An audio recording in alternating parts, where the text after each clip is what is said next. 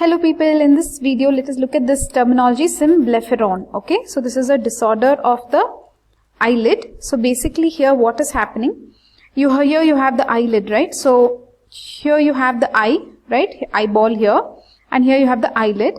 See now the red thing that you see between these two, so this is an adhesion. This is an adhesion between the eyeball and the eyelid, right? So this is symblepharon. So here also you can see at the back it has got, in the fornix it has got adherent. So this is posterior adhesion and this is total adhesion. So basically what is sticking together, guys? So as you know, behind the eyelid what will be there? The palpebral conjunctiva, and in front of the sclera what will be there? The bulbar conjunctiva. So these two are sticking to each other. They are kissing each other, and they are sticking to each other. So this is symblepharon. So what is symblepharon now? Sticking, let us say sticking blepharon. So basically here the eyelid is sticking to the eyeball. How is it possible? Because the palpebral conjunctiva and the bulbar conjunctiva are adherent, right? So basically these are some images. Let's look at the images here. So here you can see the adhesion between the eyelid and the eyeball. So can you see this? So this is not pterygium, don't get confused. Here the eyelid is involved, right? So this is an anterior pterygium as it is in the front, it's not in the fornix. Here as the adhesion is in the fornix, it is going to become posterior symblepharon, okay? So why does this happen? So first of all, where are we? We are studying eyelid disorders, and in the position of the eyelid, if there is anomaly, there we are studying symblepharon, okay? There is something else called as ankyloblepharon. Ankyloblepharon is where the upper eyelid sticks to the lower eyelid, okay? The margins of upper eyelid and lower eyelid get stuck, but we are not discussing with that. Here we are discussing with symblepharon, where the eyelid is sticking to what? To the eyeball, okay? So let's look at the definition here. In this condition, in symblepharon, the lids become adherent with the eyeball. Why? Because the palpebral and the bulbar conjunctiva have adhesions. So why does this happen? Now let us look at the etiology. What do you say, guys?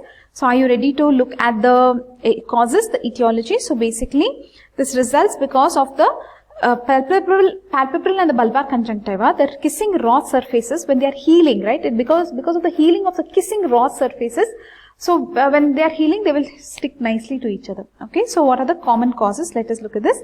Burns, okay? So you have chemical burns, right? When some acid, alkali goes in, right? Chemical burns, thermal burns because of heat, right? Because of heat it can happen. Membranous conjunctivitis because of inflammation of the conjunctiva, which is membranous type, membranous conjunctiva. Injuries of the conjunctiva, conjunctival injuries, conjunctival ulcerations, okay? Then ocular pemphigus and Stevens-Johnson syndrome. So what is this ocular pemphigus? So basically this is shrunken conjunctiva, corneal ulceration, something like that, okay? Shrunken conjunctiva, you remember. Stevens-Johnson syndrome, as you already know, it's a disorder of the skin, right? So some skin disorder because of which this symblepharon happens in these people. So basically what they tell in these people is, you know, they give them a glass rod and ask them to sweep this glass rod into the fornix with a lubricant daily, so that this adhesion will not form, okay? In Stevens-Johnson syndrome people, they will give a glass rod, okay? And they will ask them to do a symblepharon lysis, okay? They only will have to break whatever is very early stages, okay? So here what will be the clinical features? What do you think these people will come up with? So these people will come up with restricted ocular movements. Their ocular movements, their eye movements are restricted, obviously, because there are adhesions. Diplopia. So when you stand in front of them, they will see two of you. They will see two doctors. Why? Because they have diplopia. So when they are talking, they will see two doctors like this. Why? Because they have diplopia. Restricted ocular movements. Then lag ophthalmos. Lag ophthalmos, basically here, there is inability to close the eyelid because the eyelid is stuck somewhere, right? It is not properly closing the eye. So eyelid, inability to close this eyelid will be lag ophthalmos. They will have this condition also. Why does it happen? Because of adhesions. Then cosmetic disfigurement. Yeah, obviously these people are not happy with the way they look, right? Let us see. Are they happy with the way they look? Yeah, definitely not. See? Cosmetically very unhappy. Right? Cosmetically also they could be unhappy. Okay. So you have now seen the clinical features of symblepharon. Symblepharon, clinical features, right? Okay. Now let us move on. What is there next? Now they came to you, now you will find out what type of symblepharon it is. So there are types, now everything on earth has more types under them. So types of symblepharon. So depending on the extent of adhesions, you already know this. Symblepharon, anterior symblepharon, adhesions which are present in the anterior part, we already saw this, we'll show you again.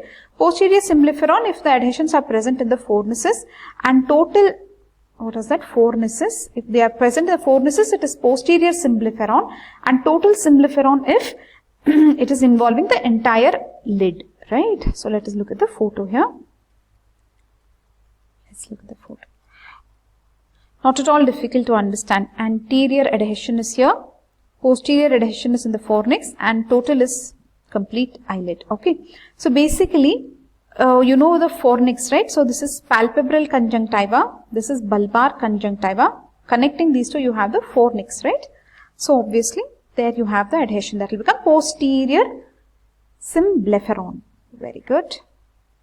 So the patient came to you with these complaints. Ocular movements are reduced, diplopia, lag ophthalmos, cosmetic disfigurement.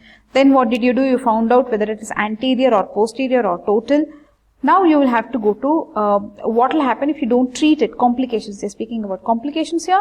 So basically, as the person is not able to close their eyelid, there will be dryness of the eye. There will be thickening and keratinization of the conjunctiva. Obviously, because of all this exposure, the conjunctiva gets involved, and there will be thickening and keratinization of the conjunctiva.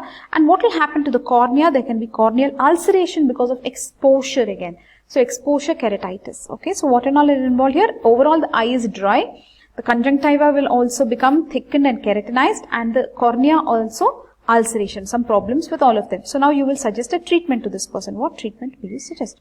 So basically, as a prevention itself, they are suggesting something, prophylaxis. So let us look at the prophylaxis. Here what they are saying is that glass rod, right? Glass rod is going to be given to them with a lubricant. So let us draw a nice glass rod here. Glass rod with lubricant. So they'll have to take this glass rod and put it into the fornix with lubricant, and they'll have to sweep it so that the symblepharon will not form. Or if there is anything very mild, it will break, right? So what is that called as? Symblepharolysis. Okay. Then contact lens of large size, soft contact lens of large size. Imagine they are giving this person contact lens of large size so that whenever there is trying to be adhesion, it will not be able to stick to the eyeball. It will only probably, touch the contact lens, which anyways the person can remove and wash, right? Or they can change it. So soft contact lens of large size is going to be a preventive measure. Glass rod also is going to be a preventive measure. Okay. So you will prevent the adhesions. Okay. So where are we now?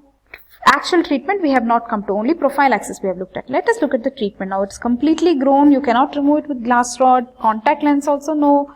Now what will you do? You will do curative treatment. Curative treatment, how will you do? Curative treatment. So this person has come to you. What you will do? You will remove this symblepharon. So what will that be called as? Symblepharectomy. That's all you will do. What? Symblepharectomy. That's it. This is the solution. Now, after the symblepharectomy, whatever raw surface is exposed, that will have to be covered. You have to, the raw area created may be covered. You may have to cover it. How will you cover it? You will, if it is a mild case, then what will you do? You will mobilize the surrounding conjunctiva. Surrounding conjunctiva itself is enough to cover the raw area if it is a mild case. But if it is a severe case, you will have to take a buccal mucosal graft. You take the mucosa of the buccal, right? Buccal mucosa graft or conjunctival graft you will have to do in severe cases. Also, they always talk about this amniotic membrane transplantation, AMT. So take the amniotic membrane and put it on the raw area. Interesting. So this amniotic membrane transplantation we have also seen as a treatment for all the pterygium and all that, right? So that they don't reoccur. Remember in pterygium treatment also we have looked at this amniotic membrane graft, right? All the grafts so that you can prevent the recurrence. Okay. So something similar here because you're working on the conjunctiva again, right? So obviously amniotic membrane transplantation also gives good results. So this completes this topic symblepharon. Symblepharon means what? Adhesion of the eyelid, right? Let's remember like that. Adhesion of eyelid to what? To eyeball, right? Very good. Then actually what is happening here? The palpebral conjunctiva and the bulbar conjunctiva are sticking to each other. Okay, why does this happen? This happens because,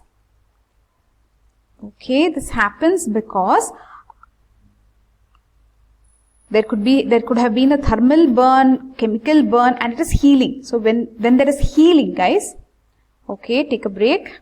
What are we doing? Just the revision of what we have seen in this video. We are looking at the causes. So whenever there is thermal burn or chemical burn, membranous conjunctivitis, conjunctival injuries, conjunctival ulcerations, ocular pemphigus, Stevens-Johnson syndrome. In these, there can be symblepharon. Okay. So what will be the clinical features? These people will come to you with ocular movements being reduced, diplopia, lag ophthalmos. Lag ophthalmos, remember, what is a reason for lag ophthalmos? Whereas there is inability to close the eyelids, because that is symblepharon. Cosmetic disfigurement also, there could be a complaint. Okay. What are the types? Anterior, posterior, where it is involving the fornices, right? And then total symblepharon. Complications will be dryness of the eye. What will happen to the conjunctiva? Thickening and keratinization of the conjunctiva. What will happen to the cornea? Corneal ulceration.